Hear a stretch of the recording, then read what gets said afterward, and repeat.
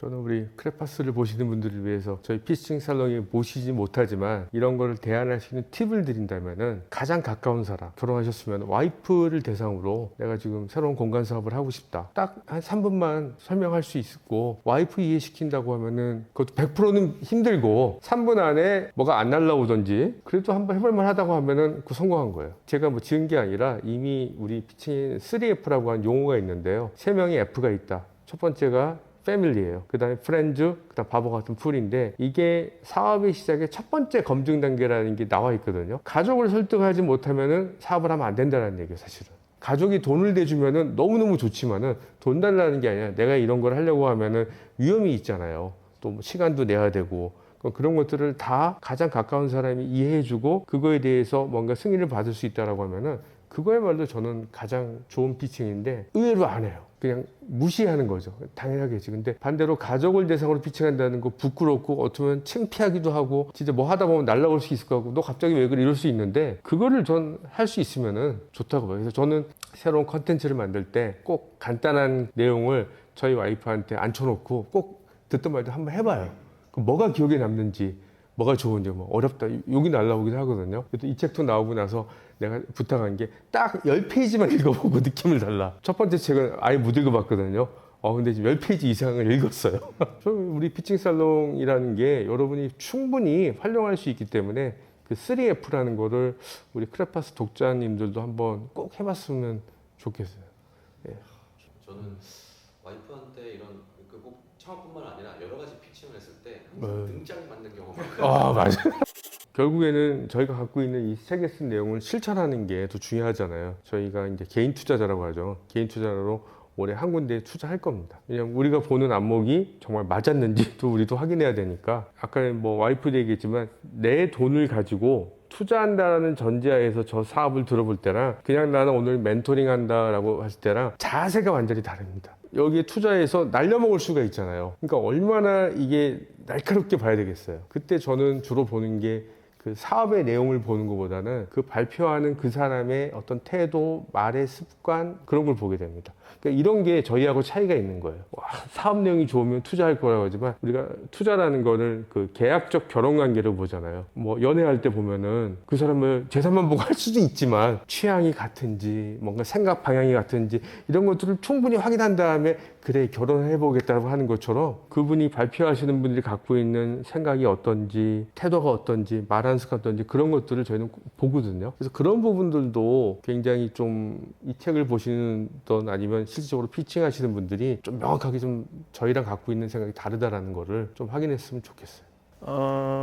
포함하죠. 왜냐하면 말이라고 하는 거는 사실은 그 태도나 그 사람의 생각이라든가 이런 것들을 듣는 사람이 캐치하는 가장 직관적이고 일차적인 부분이잖아요. 말이 사람이 다라고 하는 뭐 비슷한 개념이 있는 것처럼. 그래서 그런 부분들을 여기서는 다양한 여기서 이제 원칙이라고 표현했는데 또는 어떻게 하면은 나의 피칭을 좀 더 향상시킬 수 있는 거에 대한 그 가이드를 줬는데 그게 결국은 피칭할 때 다양한 뭐 제스처라든가 표정이라든가 말의 템포라든가 호흡이라든가 뭐 이런 것들이 다 태도 안에 보이겠죠. 그리고 이제 말씀하신 대로 그 태도 안에는 이 투자자가 굉장히 호기심을 갖고 보는 태도도 있을 거고 또는 굉장히 설득력 있게 다가오는 태도도 있을 거고 그런 것들을 이제 제3자가 봐주고 코칭을 통해서 교정이 필요한 부분들이 하죠. 피칭 살롱은 1월부터 했으니까 최근에 연락받은 기업이 1월에 저희한테 와서 세게 이렇게 뭔가 쫙 한번 샤워 당하고 돌아갔는데 연락을 제가 해봤거든요. 어떻게 했는지 최근에 그때 이후로 이제 비즈니스 모델도 많이 바꾸고 굉장히 실행적으로 움직이면서 뭐 초기 창업했기 때문에 정부 사업에 선정이 됐다고 찾아오겠다 그러더라고요. 그때 저희는 여러 가지 얘기를 했지만 저희들은 잊어버리지만 본인이 뭔가 꽂히는 뭔가가 있었나 봐요. 찾아오겠다 그래서 당연히 와도 된다. 저희 5월 달에 한번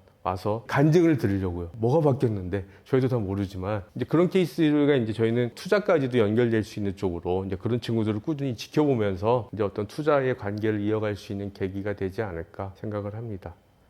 그 꿈이라고 하는 건 이제 실현 가능한 꿈으로 생각했을 때는 괜찮은데 그게 마치 너무 허황되거나 몽상가 기질이라고 저희들 표현을 하거든요. 몽상가적 창업자라고 이제 아예 그 그룹핑을 하는 경우도 있습니다. 비저너리라고 영어로는 비저너리, 그러니까 너무 몽상가적 그 사고와 행동을 한다. 그런 그룹에 있는 투자자들은 사실 그 꿈이 되게 허황된 꿈일 수 있어요. 조금 안 좋은 케이스이긴 한데 제가 이제 이 책에서 얘기하는 그 스타트업들 꿈이라고 하는 건 이런 거예요. 아주 실질적인 건데요. 결국은 이 자본주의 사회 안에서는 뭔가 경제 활동을 할 수 있는 방법은 여러 가지가 있습니다. 그러면 취업을 할 수도 있고요. 아니면 프리랜서 활동할 수도 있고요. 아니면 뭐 시장 가서 뭐 물건을 팔 수도 있고 여러 가지 행동을 할 수 있는데 결국은 돈을 버는 행위인데 왜 굳이 스타트업이라고 하는 창업의 길을 걷느냐라고 봤을 때는 같은 방식의 돈을 버는 거지만 더 큰 돈을 벌고 싶은 거거든요. 내가 취업을 해서 대기업을 가지고 1년에 연봉이 6천만 원, 8천만 원인데 나는 그거 포기하고 창업했어. 그럼 이 친구의 꿈은 뭐냐면 그거보다 더 큰 돈을 벌고 싶은 거예요. 그거보다. 더 큰 돈을 벌고 싶기 때문에 창업의 길을 걸어선 거고 그만한 자기의 어떤 위험이라든가 포기할 거를 하고 계산을 해봤을 때 나의 꿈이라고 하는 그 이상적으로 내가 실현하는 가치가 더 크다는 거지. 예, 더 크다는 거죠. 그래서 저희들은 늘 만나서 이제 피칭 살롱이라든가 이런 투자자를 만났을 때 그거에 대한 좀 밸런스를 늘 봐요. 이렇게. 그래서 뭐 허황된 꿈을 꾸고 있지 않은가 또는 정말 실현 가능한 정도의 꿈을 실현할 가능한 정도의 어떤 그 실행력을 갖고 있는가 등등등 이런 것들을 이제 늘 저희가 체크하죠. 일종의 뭐 저희는 전문가 입장에서 또는 뭐 코칭 입장에서 그런 자료들을 찾아보면은 그 자료들이 뭔가 업데이트되지 않고 굉장히 산발적인 거예요. 뭔가 집약되어 있는 게 없더라고요. 그럼 우리 자신이 이렇게 집약되지 않으면 그거를 가지고 가르쳐야 되고 뭔가 코칭하는 입장에서는 굉장히 허술해지는 거잖아요. 그래서 그런 것들을 모으기 시작했고 그런 걸 모으기 위해서 저 혼자 할 수 없으니까 우리 공동저자인 우리 김유진 대표도 초대하고 저희가 또 커뮤니티도 만들고 그다음에 브런치에도 연재하고 그다음에 이런 연구회도 하고 이제 이런 모든 활동을 한 거를 뭔가 우리가 한번 정리해서 우리의 존재감도 알리고 이런 게 어떤 우리 스타트업 생태계에 좀 필요하지 않을까라는 것들을 뭐 만들려고 한 그런 약간 복합적인 과정에서 이 책이 나왔던 것 같고요. 뭐 이 책에 대한 약간 에피소드는 제가 이 책을 내겠다라고는 꽤 오래전부터 마음을 잡고 뭐 출판사에도 여러 군데 했지만 다 까였어요. 이유는 간단해요. 이런 책은 안 팔린다. 너무 어렵다. 제가 할 수 있는 거는 내 돈으로 출판을 해야겠다 그러면 이 정도 원고는 있는데 그래서 저도 하나의 뭐 스타트업 심정으로 그래도 이 내용이 필요한 사람한테는 굉장히 많은 영향력을 줄 수 있겠다라는 생각을 가지고 일단 책을 만들게 됐던 계기였던 것 같고요. 계속 이제 저도 이거 가지고 이제 만들면서 이 책의 속성을 보면 약간 지침서 같은 게 쭉 깔려 있어요. 그러니까 지침서 이렇게 이렇게 해야 된다 저렇게 해야 된다. 그러니까 원칙이라고 하는 단어도 들어가 있고 키워드라고 하는 단어도 들어가 있고 뭐 체크리스트 이런 단어들이 다 들어가 있어요. 그렇다 보니까 스스로 말은 할 수 있고 그럴 수 있지만 이거에 대한 검증 자체가 중요하다. 누구한테 영향을 미치고 누구한테 지침서로 나가는 거기 때문에 그들은 그대로 따라할 수밖에 없는데 그게 우리가 여기서 검증된 방향에 옳은 방향으로 가지 않으면 우리가 얘기하는 이 지침이라고 하는 거는 무용지물이다. 그래서 늘 그걸 검증하려고 노력했던 것 같아요. 그래서 피칭 살롱이라고 하는 거를 현장에서 경험해 보면서 그런 내용도 담았고 또 여기는 사례가 들어가 있습니다. 이미 투자를 받았고 지금 이제 창업 행위를 하고 있는 기업들이 한 7개가 들어가 있거든요. 그런 걸 통해서 늘 앞에 있는 지침과 어떤 가이드 이런 것들을 검증하려고 했던 노력이 제일 저는 심혈을 기울였던 부분 중에 하나예요. 저는 원래 이제 각자 저자가 원하는 제목을 먼저 쓰잖아요. 근데 이제 출판사님이 최종적으로 피칭이라고 했는데 제가 썼던 제목은 어려운 내용인데 고객 문제 해결 중심이라는 키워드를 썼거든요. 이 말이 쉽게 말하면 고객이 중요하다는 얘기고 너무나 많이 듣는 얘기인데 여기 말하는 뭐 200개 기업을 만났다 하면은 적어도 60% 이상이 뭐 한 15분 정도의 그 사업 내용을 들었을 때 고객이라는 주어가 안 떠오르는 경우가 허다합니다. 그 첫 번째가 있죠. 나는 고객이라고 생각하고 말하지만 우리한테 안 들리던지 아니면 진짜 흔히 말하는 대한민국의 4천만으로 생각하고 있는 막연한 문제 둘 중에 하나거든요.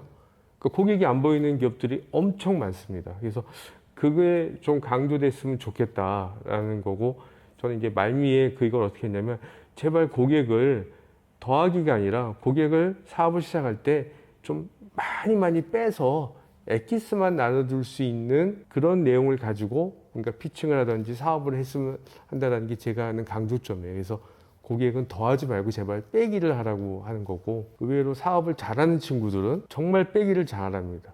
다 빼버리니까 딱 듣고 나면 그 고객이 누군지가 명확하게 머릿속에 떠오르는 거거든요. 근데 더하기를 하는 팀들은 하나도 기억이 안 나요. 아마 직접 하시는 분들은 알 것 같고, 저희가 또 심혈을 같이 기울였던 거는 아까 질문이라 그랬는데, 고객에 대해서 교과서적으로 고객이 누구입니까? 라고 하지만 저희들은 이제 연구회들하고 같이 고민하면서 어떻게 해야지 좀 더 질문할까요? 어느 고객을 빼서 쓰실 겁니까? 이렇게 질문을 몇 개 바꾼 게 있어요. 그럼 답변이 달라요. 그럼 아까 말했던 고객이 구체적으로 나와야 되는 거거든요. 그런 어떤 고객과 관련해서 굉장히 많은 메시지를 담으려고 했는데, 그런 행간의 의미를 아시면은 정말 선수죠. 모르실 것 같아요, 잘. 이 책에서 이제 쭉 풀고 가는 거는 피칭의 용도를 이제 단순하게 봤을 때는 투자 유치 활동이잖아요. 그러니까 투자 유치 활동이 필요로 하는 스타트업인데, 굉장히 자금 조달에 대한 그 압박, 그다음에 자금 조달을 어떻게 할지, 근데 자금 출처를 찾아 돌아다니는 아주 고분분투하는 상황에 놓여 있는 그 창업자들의 심정을 좀 이해하고 싶긴 해요. 그래서 사실 이 책을 꼭 읽어야만 한다, 그분들한테 읽어야만 한다는 건 아니지만, 저도 그렇게 고분분투하는 그 활동 중에 여유 있는 호흡이 있다고 하시면 이 책을 좀 펼쳐보시면 조금은 그런 압박이라든가 적어도 심적인 부분에 대해서는 좀 도움이 들 만한 어떤 메시지를 얻어가실 것 같다는 생각이 듭니다. 좀 그런 분들이 좀 읽으시면 글자와 문장과 행간을 좀 더 스펀지처럼 되게 흡수가 빨리 되는 그런 상태에 계신 분들이 바로 그런 분들이실 것 같아요. 예. 근데 이렇게 돈 애타고 할 때는 책도 안 들어올 것 같은데, 저는. 책 볼 정도의 여유가 있으면, 저는 오히려 여기서 우리가 IR을 인베스터 릴레이션이라고 하는데, 저도 듣는 얘기지만 레디니스라는 표현을 하거든요. 준비를 하는 준비서예요, 이게. 그러니까 지금 막 급하고 그럴 때는 대출 받으러 가야지, 뭔가. 좀 준비를 하려고 할 때, 준비라는 건 시간이 있고 계획이 있잖아요. 계획을 할 때는 이런 부분들을 하나하나씩 좀 담아갈 수 있고 체크할 수 있는 부분이 있지 않을까. 물론 긴급할 때도 필요하지만, 그래서 준비서로서의 어떤 과정으로서 좀 지켜야 될 것들이라는 게 있잖아요. 절대적인 룰이라는 게. 그런 것들을 여기서 좀 인사이트를 얻어야 되지 않을까. 그래서 레디니스 할 수 있는 분들이 더 많이 좀 해주면 좋을 것 같다는 생각이 좀 드네요. 가능하죠. 저희가 다루고 있는 사례가 사실 살아있는 사례잖아요. 생물이라고 하잖아요. 살아있는 기업을 사례로 단다는 거는 굉장히 어려워요, 이게. 왜냐면 저희가 만났던 그 기업이 1년 뒤에는 없어지는 경우도 허다하거든요. 사례가 좀 중요한 이유가 이제 질적 연구이잖아요, 사례라는 게. 그래서 이게 좀 파워풀해지려면 사례 양도 양이지만 어느 정도는 패턴을 저희가 볼 수 있게 되거든요. 패턴을 보게 되고 트렌드도 보게 되고, 투자를 받기 위한 어떤 준비 작업이든 피칭에 있어서는 어떤 요인들이 더 강하게 작용한다, 이런 것들을 질적 연구 차원에서 뽑아낼 수 있을 것 같아요. 굉장히 많은 사례를 가지고 패턴화 시켰고 뭔가 검증된 어떤 방법론을 또 제시해 줄 수 있는 거니까, 그래서 지금에 있는 이런 사례를 기반으로 해서 좀 많이 쌓아서 아카이빙 많이 해서 정말 효과적이고 강력한 어떤 피칭의 어떤 요인들을 좀 뽑아내면 준비하는 스타트업들한테 그 전보다는 좀 더 도움이 더 많이 되는, 지침이 될 만한 거리들을 만들어낼 수 있을 것 같아요.